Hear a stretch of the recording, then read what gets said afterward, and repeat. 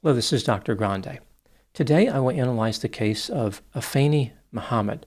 First I'll look at the background of this case, move to the timeline of the crime, then offer my analysis. Afeni Badu Muhammad was born in the late 1990s and lived in East Point, Michigan. This is a suburb of Detroit. At some point, apparently when Afeni was in Virginia, she was charged with felony malicious wounding after conducting a stabbing attack. Ultimately, the charge was reduced to unlawful bodily injury. This is a Class 6 felony, which carries a term of 1 to 5 years in prison. It's not clear what sentence Afeni received. In 2025, Afeni worked at the McDonald's restaurant on 9 Mile Road in East Point. By this point, she was a high school graduate and in college for physical therapy. Afeni was active on Instagram, where she referred to herself as Risen Phoenix and pretended to be some type of musical artist. Phoenix is a reference to a mythical bird found in various ancient cultures, most famously Greek, Roman, and Egyptian mythology. Every so many years, the phoenix would burn to death only to rise from the ashes, so it was immortal. At the time I'm making this video, Afeni has 22,000 followers. Many of her posts appear to be nonsensical and pointless, which of course is typical for Instagram. In some videos, Afeni engaged in activity which she referred to as singing. Her level of talent is best described as non-existent. In other videos, she engaged in activity she referred to as dancing. These efforts were nothing short of disturbing. It would be generous to characterize her attempts at dancing as nightmare fuel. This could offer some insight into why she referred to herself as Risen Phoenix. Like, no matter how badly she was burned by criticism for having zero talent, she rose from the ashes and continued to post. For some reason, Afeni appeared to be having some type of ongoing dispute with the manager at the McDonald's restaurant where she worked. The manager was a 39-year-old woman named Jennifer Harris, who had worked at that McDonald's for 15 years. On July 8, 2025, Afeni posted a video on Instagram where she complained about her boss at McDonald's. Presumably, she was referring to Jennifer Harris.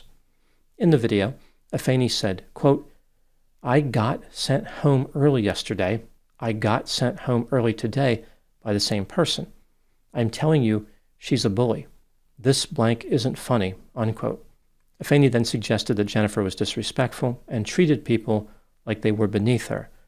Afeni continued by saying, quote, "She has no respect, and it isn't funny at all. Like, seriously, man, I got blank I gotta take care of, and she keeps sending me home early.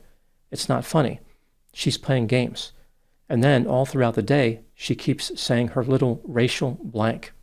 And then throughout the day, she keeps on putting negative energy in the air, talking about people, gossiping about people. It's not funny, man. That blank gonna have to stop. She's a bully. I'm telling you, she's a bully," unquote. Afeni continued complaining about the negative energy and implied that Jennifer panicked when things were busy at the restaurant. Jennifer accused Afeni of snapping on people, but Afeni disagreed with this assessment, saying, quote, "No, that's false. No, I don't snap on people. I don't go in there doing that. I told her, no, I make peace. That's what I'm doing. I've been creating peace. So all that negative energy that she's bringing in there and trying to manipulate it, no, that's going to stop," unquote. After complaining some more about the alleged disrespectful behavior on Jennifer's part, Afeni wrapped up by saying, quote, "But to get sent home 2 days in a row, man, and I came in on my off day to make up some time, and she still sends me home early. It's not funny. Somebody about to do something about that. It's not funny. It's not fair. It isn't funny at all. So, you know, she can keep being a bully if she wants to, but that, like, is gonna catch up to her. 'Cause it ain't funny at all. It ain't," unquote. Afeni's statement not only stresses her contempt for things that are not humorous, it could also be interpreted as threatening. Now moving to the timeline of the crime. On Thursday, July 10, 2025, 2 days after Afeni ranted on Instagram about her boss Jennifer, both women were at the McDonald's restaurant in the morning. Here is what happened next, according to the police. Jennifer sent Afeni home for failing to perform her work duties. In response, Afeni said, "I'll be back." Just before 8 a.m., Afeni returned to the McDonald's wearing a hooded mask. She walked in through the employee entrance carrying a knife with a blade longer than 3 inches, approached Jennifer, and stabbed her in the face up to 15 times. Jennifer did not survive the attack. A customer in the drive-thru who was lawfully concealing a firearm witnessed the attack. He responded by discharging his weapon one time in the air. No one was struck by that bullet. He then held Afeni at gunpoint until the police arrived. Afeni Muhammad was arrested and charged with first-degree murder, carrying a dangerous weapon with unlawful intent, and being a habitual offender, second offense. She is being held on a $25 million bond. If convicted, Afeni is facing life in prison without the possibility of parole. Now moving to my analysis. Here are my thoughts on a few areas that stood out to me in this case. Item number 1. According to the police, after being arrested, Afeni confessed to stabbing Jennifer with the intent of killing her. She stated that after she was sent home, she drove to a nearby park. Afeni then returned to the McDonald's restaurant and stabbed Jennifer with a knife that she kept inside her vehicle. Her attorney claimed that Afeni had been in a harmful relationship that involved physical and verbal mistreatment as well as alcohol. This relationship somehow led to the prior offense that Afeni committed. Again, she had stabbed someone with a knife in Virginia. In my opinion, the evidence against Afeni is nothing short of overwhelming. I would be shocked if she avoided a first-degree murder conviction. It's possible the state of Michigan could offer her the opportunity to plead guilty to second-degree murder, but with her prior felony conviction, it seems likely that she will spend the rest of her life in prison either way. Item number 2. A former coworker of Afeni claimed that she worked with her in 2019 at a Taco Bell restaurant.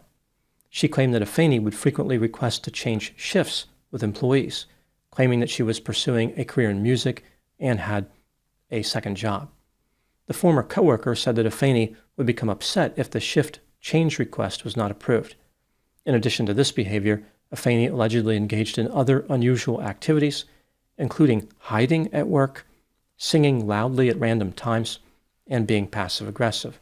The former coworker claimed that Afeni once threatened a male coworker with a knife, demanding that he stop bullying her. She also stated that Afeni pulled a knife on her after she refused to switch shifts with her.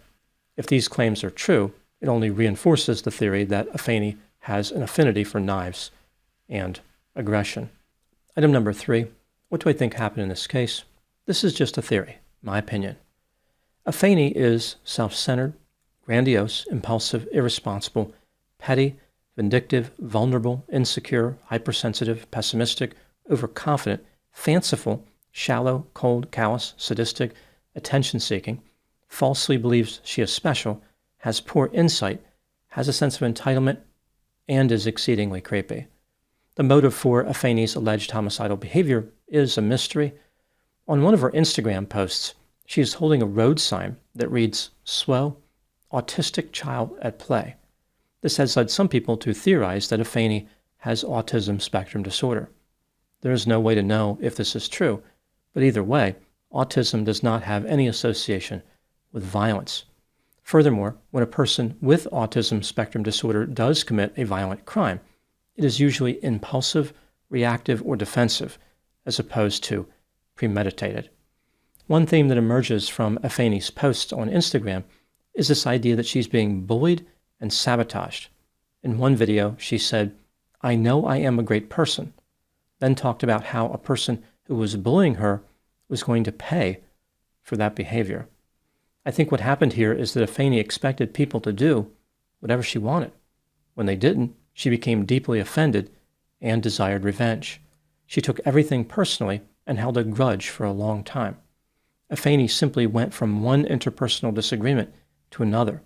After being convicted in Virginia for stabbing someone, she did not learn her lesson. Afeni carried a knife in her vehicle just in case she needed to get revenge on somebody who offended her. Her manager, Jennifer, had sent her home from work multiple times. When she sent her home from work on July 10, 2025, Afeni had enough. She decided to kill her. Afeni had plenty of time to calm down, even if she had impulse control problems, but her anger did not subside. She firmly held on to her rage for several minutes, unable to satisfy it except through violence. Now moving to my final thoughts. When looking at Afeni's Instagram account and reviewing the evidence in this case, a curious theme emerges. Afeni may have viewed herself as unstoppable and immortal. For example, her stage name, or whatever that was supposed to be, contained the word Phoenix, suggesting she would always rise from the ashes to torment those who offended her. After being sent home from work by Jennifer, Afeni said, "I'll be back." This line was famously uttered by Arnold Schwarzenegger when he played a killer robot in the 1984 movie The Terminator. After he said these words in a police station, the Terminator came back and killed several people. His statement wasn't merely a promise to return, it was a warning that violence would follow. Afeni not only set out on a path of destruction, she believed herself to be indestructible. It's not all bad news for Afeni. She may not be a good singer or dancer, but in prison, those skills do not have a lot of value anyway. A much more useful talent comes from her experience using a knife. Afeni will be feared by her fellow inmates as she transforms from risen Phoenix to prison Phoenix. Those are my thoughts in the case of Afeni Muhammad. Thank you so much for watching. I'll talk to you soon. This case is a good example that illustrates the difference between reactive violence and premeditated violence. A person who reacts to insults or perceived offensive comments suddenly, like out of nowhere, is dangerous. That type of impulsive behavior is frightening. Nobody wants to interact with a person who could just lose their temper at any moment. But people who take insults and put them inside and have them build up like a pressure cooker are often more dangerous. They plan out crimes to get revenge. They look to violence to satisfy their inner pain. They want to settle the score. So they have all these grievances that they collect over time, and it just makes their resolve that much greater. So impulsive violence, reactive violence, is destructive, and of course, society needs to find a way to reduce it. But the type of violence that comes from vulnerable narcissism, the type of violence based on insecurity, is often much worse and, of course, planned out, sometimes far in advance. Even if it's not planned out far in advance, it can still be much more dangerous than something that happens in the heat of the moment. This case illustrates how somebody can use a few minutes to retrieve a weapon and become more dangerous. All types of violence are problematic, but it pays to be particularly aware of people who harbor ill will over time, like people who hold a grudge can be particularly hazardous. One last thing, just a reminder that I have over 300 pre-release videos on my Patreon account. These videos are of the same quality as the videos I release to the public. When I put a video in pre-release status, it often stays that way for several months, if not a year. I will put the link to Patreon in the description for this video.